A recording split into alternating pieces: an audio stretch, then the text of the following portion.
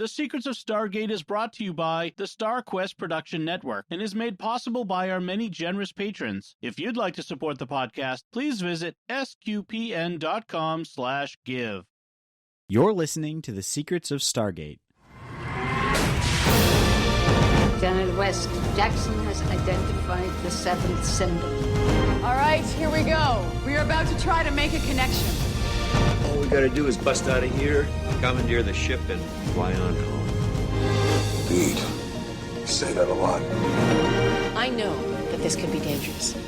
But this is our job, right? It's what we signed on to do. It was never about going home. It's about getting us to where we're going. Hi, I'm Jack Barazzini, and you're listening to The Secrets of Stargate, where we talk about the hidden meanings and deeper layers found in the Stargate movies and series, including SG-1, Atlantis, Universe, and more. Joining me today are Father Cory Sika. Hi, Father. How's it going, Jack? Pretty good. How about you? Oh, doing well. And Lisa Jones. Hi, Lisa. Hi, Jack. How's it going? Doing well. And Victor Lambs. Hey, Victor. Hi, Jack. All right. Today we are discussing the fourth episode of the first season of Stargate SG-1 entitled Emancipation. All right. In this episode, the USS Enterprise has traveled to Lygon 2 for a vaccine found only on that planet, and that is needed to cure a plague. Oh, wait, sorry. Wrong summary. We'll get to that here in a second, yes. So in this episode, which is the fourth episode of the season, they travel to a planet named Simarka, and they encounter a race of Mongol-like humans who they still follow their ancient practices of basically giving their women no rights. They capture Captain Samantha Carter, and they sell her to an enemy tribe. Yeah, ready to dive into this? The women. How much for the women? I want to buy your women. If you have seen the Blues Brothers. Yeah. So as Jack implied at the beginning of his little summary there, this is a retread of a TNG episode. Interestingly, it was the fourth episode of the first season of TNG, just as this the fourth episode of the first season of SG-1. And interestingly, they were both written by Catherine Powers, who, to be fair, wrote quite a bit for SG-1 after this. This just happens to be a really interesting one she wrote. And they are very much the same story. They're different shells, different scenarios. Here's the comparison, okay? I'll do two things. Code of Honor first, Emancipation second. Code of Honor, the planet has a vaccine they need. Emancipation, the planet has a painkiller that they need. Code of Honor, Tashiar is kidnapped by Luton, a leader. Emancipation, Samantha Carter is kidnapped by Abu, a leader's son. Code of Honor, it's an African tribal culture. Emancipation, it's a Mongolian tribal culture. Code of Honor, they operate by a, funny for the title, Code of Honor. Emancipation, they operate off of ancient laws. Code of Honor, the visiting leader is an honored guest. In Emancipation, people who come to trade with the tribes are honored guests. Code of Honor, Tashiar is to become the first wife, the main wife, the lead wife. Emancipation, Carter is to become one of the wives. Code of Honor, they refuse to return Tashiar back to the Enterprise. In Emancipation, they refuse to trade Carter back to SG-1. Code of Honor, there's a hand-to-hand fight between Tashiar and Yorina, the original first wife. In Emancipation, there's a hand-to-hand fight between Samantha Carter and Turgan, the leader of the bad tribe. Code of Honor, Tashiar wins, but both survive. Emancipation, Samantha Carter wins, but both survive. Code of Honor, the status of rule changes to Yorina, the first one. In Emancipation, the status of women change in one of the tribes. There's absolutely no parallels between these two episodes whatsoever. None at all. If anything, it's very original. Yeah, I will say that this episode is better than the original Code of Honor. And if you've listened to Secrets of Star Trek, by the way, you can listen to Secrets of Star Trek 77 to hear about Code of Honor, if you want to hear more about that episode. But if you listen to Secrets of Star Trek, Gene Roddenberry was known for his understanding about women, shall we say. He was not a good person. And he had a very sexualized view of women. And that led to some problems, actually, in TOS especially. And Code of Honor, the fight scene is not as nice as the one is in Emancipation. It's very sexualized. So This very much is a retelling of Code of Honor, just in the SG-1 universe on a Mongol planet instead of an African tribal planet. Yeah, and it is better because the production quality is better, and I feel like it's overall less offensive than Code of Honor, but that's kind of grading on a curve, really. It's still pretty cringe. It's a better actor. Yes. Yeah. Yes, definitely. Kerry Tagawa, of course, you've seen in lots of combat movies. You've got Soon Tek Oh, who's another Asian actor you've seen everywhere. So, I mean, there's some good actors in here. Yeah, overall, it just really very, very dated for its time. Like, you could not make a television episode like this nowadays, which is not necessarily a bad thing. It's cringe on so many levels. Yeah. Even when the effects, we only get one effect shot in the entire episode, which is kind of a bummer for a science fiction television show. But we get that opening shot, and it's a very nice pull back on Odo's bucket in Deep Space Nine. And actually, it's the Stargate, but they're zoomed in so far that the aliasing on the puddle effect is very noticeable. Right. Yeah. Yeah. So it starts off with them transporting to the planet Samarka, and it looks very obviously like Vancouver, like a lot of this. But so they encounter a young boy being chased by two rabid dogs. They chase them off and rescue him. Everything seems fine until he realizes that Samantha Carter is a woman, and then his father comes. Yeah, so they take her back and they force her to dress in like this very elaborate, like, I don't even know what you princess call it. outfit. Yeah, it's not really, because it doesn't look like any sort of historical outfit. It looks kind of like a Disney World outfit, but with like a Persian face covering over Bali influence on it. Yeah, I do think it is somewhat reminiscent of traditional Mongol garb. Yeah, it is based off it, and these are supposed to be from modern day Mongolia. They are supposed to be of the Mongol tribes. Right, because he identifies themselves as the people of the steppe, which is the Mongols. And we get this great reaction shot, if you can sense the sarcasm in my voice, where Daniel Jackson and O'Neill turn into basically cartoon wolves, hitting themselves on the head with a shoe as their tongue lolls out of their mouth, and when they see her in a fairly modest dress. Teal in his way did too. He raised an eyebrow. Mm-hmm. Yeah. O'Neill actually he was kind of laughing if you look at it. The other two are, very like, wow. And he's over there kind of laughing. So I thought his reaction he was in the very back, was the best. Yeah, definitely. He had his sarcasm turned up to 11 in this episode too, I noticed. He did. Yeah. I will say that watching this episode for this recording was the first time I'd watched this episode in, probably over a decade, because it's not one of my favorite episodes. And I will say I hated it less this time.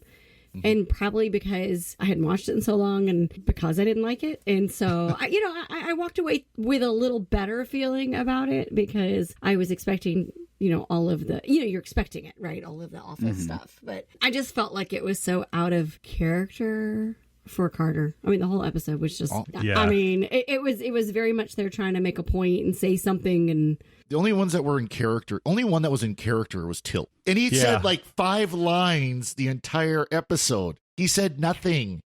But to be fair, he has the one of the best lines in the whole 10 seasons is at the very end of this episode. That is one of the best lines ever. What's in Oprah? Yeah. We're still wondering that. I know. We walk around my house saying that all the time. Yeah. Excellent. So you mentioned Teal'c, and in this episode, he definitely has his frown dialed up to about 11. He has his frown set to kill. He hadn't really settled into the role completely yet, but he managed going forward to be a little more stoic without the full frowny face. Right. I do also find it interesting that they set Samantha Carter up to be this like powerful character who like can take care of herself, but then they immediately jump into doing kind of a damsel in distress episode, which they didn't really, it wasn't as bad as it could have been because she does actually do some stuff for herself, but it just seemed like an odd character choice. Mm-hmm. Especially since she's the scientist. And when the boy captures her, right, and it's her and him, could she not have struggled or, I don't know, fought then or gotten away? It just seemed a little much like, oh, okay, you've captured me. Now lead me to wherever you're going, and then I'll beat someone up. I don't know. Like I said, very out of character. It didn't make any sense to me. Right. So, yeah, the son, Abu, he takes her to sell her to the chief of the rival clan. And so they have this whole bit where he takes her in there and he wants to sell her, and the guy's being your kind of typical, like, thuggish chieftain man. And he offers him, like, 300 coins of gold for her, but he only wants to marry Turgan's daughter, who it turns out he's in love with. And, of course, he turns that down, and so he says, you can take the gold or I'll kill you. And so Abu leaves, and then he makes a plan with the daughter so they can escape together. And we end up finding out from Abu's father that the reason their women have no rights and they keep them hidden away was because there were ancient demons who would come and take the women, which is obviously the Goa'uld. Which was an interesting thing. I feel like that was the most interesting aspect of this episode, was kind of looking at the sociology behind why they would have this rule, which they don't do in Code of Honor at all. Right. Yeah. And this is one of those episodes that kind of breaks Stargate when you think about it, because everything we've known about Stargate is the Goa'uld last visited Earth 5,000 years ago. The people rebelled against Ra and buried the Stargate. And that's how Earth has been left to evolve on its own and flourish. But you have episodes like this, and then there are a few other ones later on where, there are medieval peasants who have been abducted. But if these people were taken from Earth 900 years ago, it would have had to have been, by spaceship and flying over the planet. They would have seen, basically the rate of development that was going on in, Europe and the Middle East and stuff. And they would have enslaved pretty much the entire planet at that point, not just taken a few localized tribes, I think, unless I'm misunderstanding completely what's going on. That seems to be what was going on. And this also has the issue that comes up a lot in science fiction and fantasy, where you have a static culture so these people were taken about 900 years ago. And since then, there have been no cultural developments at all. Like, you'd think there'd be some sort of differences between 900 years ago and now. Well, and they said that they made that reference that the Goa'uld hasn't been around, but yet they haven't progressed. Whereas they said, on Earth, the Goa'uld went around, and that's how we have progressed. So I felt like that line about why the women were shut up was because of the Goa'uld was kind of a throwaway explanation. Oh, we'll just put this line in here to kind of give it a reason. Because I'm not sure why telling the women they can't talk and taking away their rights, how did that help protect them from the Goa'uld exactly? Because I think this is probably a case of the writer took the Code of Honor story and reworked it for Stargate, and they needed a reason for it because it was a different reason from. Right. She looked at the Stargate, Bible, quote unquote, their production Bible, and said, okay, here's where I need to make my story fit within this. Right. And they do some weird things too with Turgan, where it seems like they try to humanize him at the end. So basically what happens is the daughter and Abu run away, and he catches the daughter, and as their law states, he has to stone her to death. And so he's following the law, and the daughter's pleading and saying, will you forgive me? And he whispers in your ear, I forgive you. And then he turns around and says, stone her. So I don't know if they're trying to say he's not really a bad guy. He's just following his laws, but they imply so many horrible things that he's done. He doesn't really get a pass. Very contradictory. They want to make him where you're supposed to have some sort of empathy for him, but at the same time, they give you lines like, he never hits a woman if she doesn't deserve it. Right. How can you? Wow. Where they talk about how they have to rescue Samantha Carter before nightfall so he does not partake of his new prize. And it's just like, you cannot humanize that kind of character at this point. And yet when they stop for a snack, they still set up their sundial or something so they could keep time or something. I'm like, okay, you're racing against the clock here. Do you really have time to set up your sundial so you could tell if it's third bell or whatever? Yeah. And then suddenly they all turn into Perry Mason too. They're like, is there legal precedent to challenge this? And I think finally at the end, Abu says, please use your weapons and free her, which is like, yes, you have weapons. Just go in and take over. There's no prime directive. I wanted to smack Daniel Jackson in this. He's worthless. Oh, we can't go take her back because this is part of their cultural expression and we can't interfere with that. And I mean, you can even see Jax like, yes, we can. Yeah, and we will. Right. Well, I think that brings up another point that they they haven't established or set up what their parameters are for what you would call, prime directive. You haven't set up when can you interfere? What are you there for? How can you, do you leave them be or do you get involved? And we see it in this episode, and then we see it also in the next episode. It comes back up. So I don't know if they ever answer that question, but I did appreciate that struggle for a moment where they're like, well, is this their culture? Can't we? What do we do? And like when they were talking about stoning the girl to death, right? They're like, well, that's what they do here, so let the girl die. It's fine. It almost felt like they were kind of hanging a lantern on the issues with Prime Directive, and I don't know if we can give the writers that much credit for this, but the whole thing where they're like, yeah, what should we do? And then Jack O'Neill's like, let's just go take her. I do like also how he trades the gun for Samantha, knowing that it only has like a few shots in it, and once he shot it off in the air a few times, it's going to be useless. And he's sitting there popping him off in the air. It's like, it's not going to last. Let's get out of here. Yeah. That was another issue. I feel like if you're coming onto an alien planet, you might want to have some sort of disguise or plan rather than just waltzing right up and starting to chat with people. No. Yeah. No, they don't figure that one out. They never do. Of course, there was another Daniel Jackson-ism right at the beginning where, Abu is like, it's a woman, kill her, she shouldn't be speaking, I'm going to kill, and she's like, let's just get out of here. And Daniel's, oh no, we got to go study this. It's like, Daniel, did you notice the fact that one of your member of your crew is saying, let's get out of here? They're saying that she's already committed a crime and that she could be put to death for what she just did. And he's like, oh, it's fine. We know the rule now, so you just be quiet. We're good. He says, if we learn their customs, we'll be okay. You should probably do what they want. I'm like, Daniel Jackson, you are worthless in this episode. I mean, but everybody's acting out of character here except for O'Neill. And then at the end, we get the reference to P3X595, which we don't see anywhere in the show, where apparently Samantha Carter got wasted.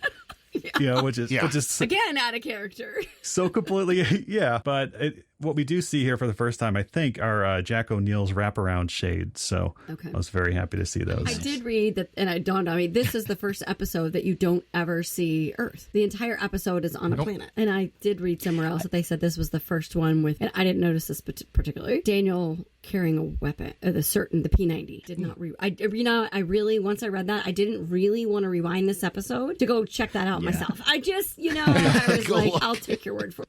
You can find a screenshot and call it good, right?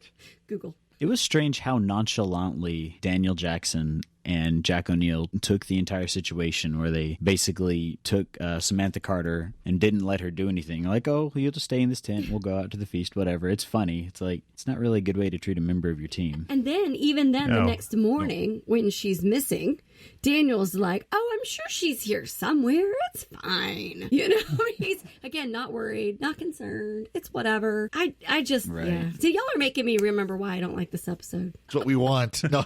It also suffers from that problem that you can get with shows that kind of alternate between an overarching story and episodes of the week. X-Files kind of does this sometimes, where they'll set up all this stuff and it seems really, really pressing. And then the next episode is just some random monster of the week story. And it's like, well, what about the aliens that are about to destroy Earth? Or what about finding Shari? And then the characters within those episodes seem completely fine. But then when you switch back to the overarching story, it's like they'll remember what's going on. So you get a bit of that in here too, which I thought was funny. One thing this does kind of mention that we hadn't heard yet is that there are planets that the Goa'uld has basically abandoned for reasons, whether it is they've tapped out the resources, there weren't any resources there that they were interested in, whatever the reasons are. And of course, we see that kind of throughout the series, though, that there will be planets that, the Goa'uld haven't been here since, 1,000 years or whatever. That is one small development, at least, we get in this that actually develops the plot line. Sort of. Yeah, definitely. And I was trying to watch this episode from the perspective of not knowing that the show has 10 seasons and is a highly regarded show, and trying to think what if you were watching this episode and it was actually the third episode or fourth episode of the show? Because I don't think that would be a good impression. And I actually read that apparently in syndication, they almost always skip this episode. They just don't even rerun it. I read that too. And I can't think of the last time I watched it in syndication. So it's not a super sensitive portrayal of the Mongols. Oh no, definitely that's for not. Sure. It's just a bad episode. Yeah. It's just not a good episode. I mean, there's a reason why they don't. But yeah, I can imagine. Again, I wasn't watching season 1 when it was first airing. It wasn't until it got on Sci-Fi that I was able to watch it. But I can imagine if you just got done watching this for the first time, it's freshly aired and going, what was that? Is that what this series is going to be about? I started watching in season 2. So for me, season 2 was my first season. So I watched this after everything had been developed a little more. I was wondering too, like how people at the time like perceived this. So I did do a little, digging around and, archive the Wayback Machine and the dark web. And I did find that at the time that these were aired, there was actually like a pretty big underground community of songwriters who were writing songs about each episode as they aired and stuff. And, they're very much of their time, but I found the one for this one. And, maybe at the end of the episode, if there's time, we can play just a little bit of a clip of that. Sounds like a plan. I'm sitting here trying to imagine what they sang about this episode. Oh, you'll find out at the end of this episode. Oh, you'll have to listen to it when it's pretty good. But yeah, this is also interesting from the point of view of when older television had like 26 to 30 episodes per season. There was a lot more bad filler, whereas nowadays I feel like there's so many shows and there's so many ways to watch TV that shows don't really get a chance to be as bad as this before they find their legs. Like if you were to air TNG nowadays, well, watch Doctor Who lately. Well, with Discovery, they fix it by just having every episode be terrible, so you don't have to. And it always feels like more of a betrayal too when you're only getting like 8 or 10 episodes, and you get a really bad one. You're like, but we're only getting 8 or 10 episodes, and this one is awful. Whereas if you get like 22 episode seasons, you're like, well, you're going to get your Emancipation or your Broken Divide here and there. But yeah. I think it's also easier to ignore the bad episodes in shows like this because they don't really link into a larger plot. Whereas if you have a show with a season-long arc and the arc is just terrible, then every episode is kind of colored by that. That's true. That's true. Discovery season 3. Just like this, you can rewatch Stargate and get all of the various plots and big things that happened without watching this episode again. Yeah, definitely. Yeah. Or the next one. Or the next one. Yeah, this is kind of funny though. It's not a promising start for the series because really, if you think of it, Children of the Gods and Enemy Within is a 3-part pilot. As we mentioned last week, and it's a very good pilot. And then you have this, and then you have Broken Divide. Yeah, I try personally not to judge any show like too terribly harshly based on its first season because there's so much that's just coming together. But yeah, I mean, when it's a 22 episode season, there's a lot more to forgive than in a shorter one. It is just funny going from that really epic ending at the end of Enemy Within, where they jump through the Stargate and going out to find the universe, and then this. They go to the Renaissance Fair. I wonder, and I didn't see any of this online, but I just wonder if this was originally supposed to be the next episode. Is this the order that they proposed it in, or did things get kind of moved around? Because it is kind of an odd. Maybe it was supposed to be kind of lighthearted. I don't know. Like some of the jokes and stuff. One thing we kind of speculated beforehand, because this is a rehash of another episode from another series, is it was quick and easy for the writer to kind of slap together, and then they could throw it into production real quick. And so I wonder if it was one of those as they're doing their schedule, because of course they're planning out both from the front and from the back. Here's the season finale. Here's where we wanted to go at the end of the season. Here's what we want to do. Here's what we want to do. Here's what we want to do here. Well, now we've got this slot right after Enemy Within. What do we want to do here? Oh, here's a script that we can just kind of throw in there and let's go. Yeah, I think that really seems like that's what happened. Or was this like an original Star Trek, the original series thing where they showed the episodes out of order because they thought that, it made more sense to show them? I don't know. I think this is actually in the production order, but yeah. This is production order is the 4th episode. This is episode 104. I wonder if they ran into the same issue. Sorry to keep referencing Star Trek, but with Next Generation, where they needed scripts, so they just pulled a bunch of old scripts that were originally for Star Trek Phase 2 to use for the original series or use for the first season of Next Generation.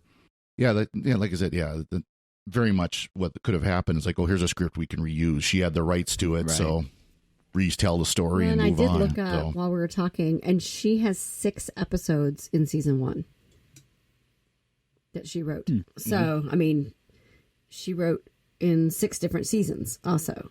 So, Can't all be winners. Yeah. Well, and she's And she's got some good episodes coming up. We really do have some good ones. Thor's Hammer and Thor's Chariot. So there's some good ones coming up. It's just this particular one is this episode. Yeah, it really rubbed me the wrong way. They kind of have a lot of really dark implications for what's going to happen to Samantha Carter and how she is treated. But they almost play it off comedically. Like it really did not sit right with me. It didn't sit right in 1997 when it came out either. Yeah. No. It didn't go back to this too many times. That's for sure. No. And I really wonder though why. Now, looking at her bio on the Stargate fandom site, she actually was the executive story consultant of season 1. So it explains why she's got a lot of stories in season 1, because she's the one that's saying, well, we got this hole to fill. Well, I'll fill it. That makes sense. But I really wonder why she went back to this particular story. Because if you look at the reviews of Code of Honor, you look at what the crew from Next Generation said about Code of Honor. Jonathan Frakes called it a racist piece of fill in the blank. To be fair to her, though, the decision for Code of Honor to cast all African-American actors for the alien species was not her decision. That was something the director decided. So, in her defense, she did not make that terrible choice, that terrible episode. And who knows? I mean, if she gets 3 more chances to make the same episode again, maybe one of those will be great. I think we've about covered it for that episode. Father Cory, did you have anything to add? All I can say is like I said, it's better than the TNG episode, but not much. If you want to hear Dom and Jimmy and my opinion on Code of Honor, because I kind of hinted at it, it's a pretty epic rant. Episode 77 of Secrets of Star Trek, which you can find at sqpn.com/trek. Nice. Lisa, do you have anything to add? Oh gosh, let's just not. I just don't want to watch this one again. So let's just move on. Yeah. Move on. What about you, Victor? Well, Jack, it's like my grandma always said, even the lowliest man is chief among his women. And I don't think I can really add to that. Let me correct one thing. I kept saying episode 77 of Secret Star Trek. It's 74. 74. Make sure you tell people the right one. Well, before we go, we'd like to take a moment to thank our patrons who make it possible for us to create the Secrets of Stargate, including Tom P., Susan B., Sandra C., Donna K., and Mark L. Their generous donations at sqpn.com/give make it possible for us to continue the Secrets of Stargate and all the shows at StarQuest. You can join them by visiting sqpn.com/give. Be sure to follow the show in Apple Podcasts, Google Play, Stitcher, TuneIn, Spotify, iHeartRadio, or on the SQPN YouTube channel. To find previous episodes of the Secrets of Stargate and to send feedback, please visit sqpn.com/Stargate. You can email us at stargate@sqpn.com or follow StarQuest on social media at facebook.com/StarQuestMedia or on Twitter at SQPN. We'll be back next time when we'll be discussing the next episode of SG1, The Broca Divide. Until then, Father Cory, thank you for joining me and sharing the Secrets of Stargate. Thanks, Jack. Lisa Jones, thank you as well. Thanks, Jack. And Victor Lambs, thank you too. Thanks, Jack. And once again, I'm Jack Barazzini. Thank you for listening to the Secrets of Stargate on StarQuest.